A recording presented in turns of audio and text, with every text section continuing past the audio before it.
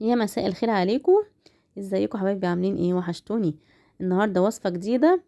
احنا مطبخ على نار هاديه، بس هنعمل وصفه جديده على نار هاديه برضو، بس مش هتبقى طبخ، يعني هنعمل مع بعض الصلصال في البيت بطريقه سهله وبسيطه بمقادير مكونات موجوده كلها في البيت. طبعا الاجازه ابتدت وهنبتدي بقى الموبايل واللابتوب والكمبيوتر، واحنا مش بنحب الكلام ده، فهنعمل حاجه نلعب بيها مع الاطفال بتوعنا. وانا كمان بحب جدا تشكيل الصلصال، وببقى مبسوطة جدا وانا بلعب بيه. حطي اللايك بتاعك وحطي الشير واشتركي في القناة لو لسه ما اشتركتيش، وسيبي لي كومنت لو عجبك الفيديو. يلا نبدأ مع بعض. معايا كوبايتين من المية، هنزل عليهم كوباية من الملح، وهقلب قلب قلب قلب كده كويس جدا. وبعد كده هنزل عليه بكوبايتين من الدقيق، انصحك تنخليه كويس علشان ما يكلكعش منك.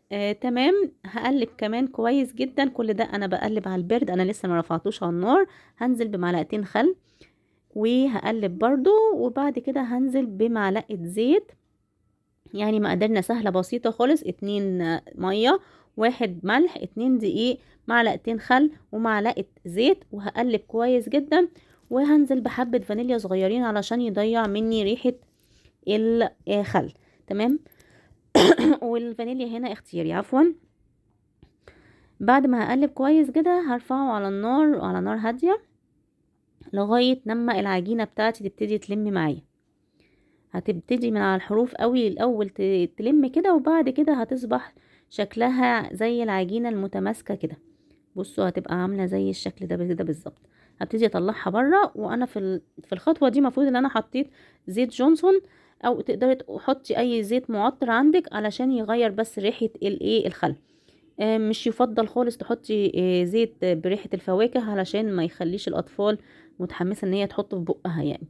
تمام كده. بس انا المقطع ده اتقطع مني، فانا حطيت زيت جونسون. والزيت جونسون فضل يعني لغاية ما انا بسجل الفيديو ده، بعديها تقريبا باسبوع كامل، الريحة لغاية دلوقتي موجودة فيه. كمان لسه لغاية دلوقتي الصلصال طري جدا ومتماسك جدا وما حصلوش اي حاجة خالص. انا قسمت كده الصلصالات بتاعتي على حسب الالوان اللي انا هعملها، كنت عماله اعد كده هعمل كام لون. انا بستخدم هنا الوان الطعام اللي احنا بنحطها على الكريم شانتيه، اللي احنا بنغير بيها لون، مثلا لو هنعمل كب كيك ملون، الحاجات دي يعني الوان طعام صحيه. تمام كده. انا هنزل باول لون اهو، اللون الاصفر، وهبتدي اعجن فيه. انا طبعا حاطه على المفرش بتاعي اللي انا بعمل عليه المعجنات دي، المعجنات كيس بلاستيك اهو، علشان ما ينزلش عليه اي الوان، وفي نفس الوقت ريحه الجونسون ما تلزقش في المفرش بتاعي. تمام كده. هبتدي اظبط اللون الاصفر، جميل ملمسها حلو جدا على فكره، بجد هتتبسطوا جدا وانتوا بتعملوها. اهم حاجه تخلي بالك وتغسلي ايدك ما بين لون ولون علشان ما تلخبط لهمش الالوان. بصوا اللغوصه اللي احنا فيها. يلا عشان خاطر عيونهم، علشان ما يمسكوش الموبايلات طول النهار ويلاقوا حاجة حلوة يلعبوا بيها ويغيروا. بجد قد ايه كانوا مبسوطين، وكانوا واقفين حواليا وانا عمالة بغير الالوان، وكانوا حابين هم اللي يعملوا الموضوع دوت، بس لولا ان انا خفت على الالوان اللي في ايديهم تبهدلوا الدنيا، فانا خلصتها لهم واديتها لهم. ده اللون الاخضر، انا حبيت يكون غامق قوي كده. عايزه اقولك ان كمان الالوان كل ما بتقعد زي ما بتقولي كده بتخمر، يعني اللون بتاعها بيجمد اكتر وبيبقى غامق اكتر واكتر. فدي نقطة خلي بالك منها. لو حابة تظبطي ألوان معينة. بس كده أنا عملت ده اللون الأخضر، هروح أغسل إيدي تاني وأقوم راجعة واخد اللون اللي بعده. هعمل بقى هنا اللون الأحمر. اللون الأحمر ده من أكتر الألوان اللي هم حبوه جدا لأنه لونه كان قوي قوي. بس أنا عندي لونين أخضر، يعني اللون ده سوري، لونين أحمر. اللون ده مع يعني ما طلعش جامد قوي، فهزود من نوع تاني، لون تاني خالص. برضو كل دوت ألوان طعام، وكمان يعني آمنة، يعني عادي بتستخدم للأكل. بس طبعا مش مستحب ان الولاد اصلا يحطوها في بقهم. تمام. هنعملها كويس بقى. اهم حاجه ان انت توزعي وتدعكي الالوان كويس علشان ما يبقاش فيها حته بيضه وحته ايه، حته يعني ابيض وحته من اللون اللي انت حاطاه.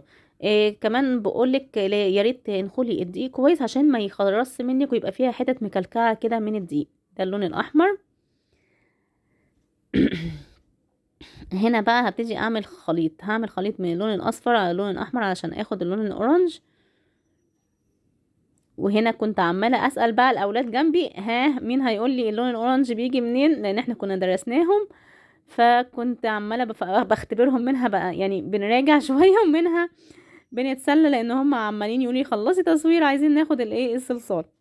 يلا لو وصلت هنا وانا عمالة اعجن كده ومبسوطة في الصلصال وما كنتش عايزة الفيديو ده يخلص حطي لايك وحطي شير وسيبيلي كومنت محفز منك لو عجبك الفيديو وعايزة اشوف وصفاتك وتطبيقاتك لو عملتيها ونفذتيها وطلعت حلوة معاكي، سيبيلي صورة منها في الكومنتات. لو انت بتتفرجي عليا من الفيسبوك انزلي اشتركي في الصفحة بتاعتي واعملي متابعة بسرعة بسرعة وسيبيلي كومنت مشجع منك.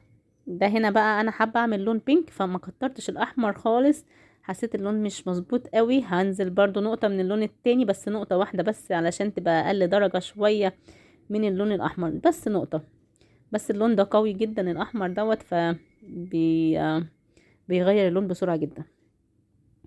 انا طبعا قسمت حتة ابيض في البداية، تكون حتة بيضة كده لوحدها، علشان لو انتوا عايزين تعملوا اي حاجة باللون الابيض بتبقى خلاص هو اللون الابيض ما عنديش حاجة احطها فبسيبها بلون العجينة يعني. بقى عندي لون بينك.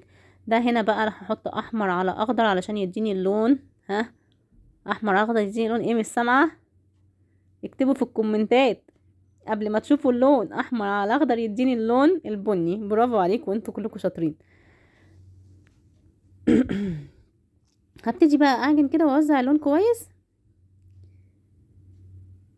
انا عارفه ان الفيديو طول عليكم بس حبيت اعمل لكم يعني علشان لو انتوا عندكم الوان محدوده فاقول اديكم افكار من ان انتوا تخلطوا الالوانات على بعض علشان تديكوا الوان مختلفه. يمكن اللون الوحيد اللي كان ناقصني هو الازرق بس هجيبه لهم المره الجايه ونعمل لون ازرق. اما هنا بقى فكان اخر لون بالنسبه لنا، عملت اللون الاصفر وحطيت عليه لون اخضر، اداني لون اخضر اللي هو الفسفوري ده، اللون الزرعي مش الزرع يعني، يعني لونه اخضر كده مصفر يعني فسفوري، اخضر فسفوري، هو اسمه الاخضر الفسفوري ملهوش اسم تاني. لو ليه اسم اكتبولي في الكومنتات. بس كده بص لونه جميل، انا عاجبني جدا اللون الاخضر ده. ودي الكمية اللي انا عملتها من الكوبايتين الدقيق، كمية حلوة جدا وقعدت معاهم اسبوعين يعني، وانا وبسجل الفيديو ده كان بقالها تقريبا اسبوعين. ريحتها زي ما هي لسه طرية. هوريكي تحافظي عليها ازاي. انا جبت بس يا دوبك ده سيبها ابيض زي ما هي اهي. انا بس جبت كيس بلاستيك كده ابيض وابتديت احطهم فيه، ارصصهم كلهم فيهم بس طبعا بعيد عن بعض. ولو حابه تحطي كل واحد في كيس لوحده او تلفيها بستريتش هيكون احسن، او تحطيهم في علبه وتغطيها هتبقى كويسه جدا. هما كمان كل واحد اخد الكيس بتاعه وابتدى يحافظ عليها علشان ما تنشفش. يلا لو عجبك الفيديو سيبيلي كومنت مشجع منك واشوفك في فيديو جديد. باي باي.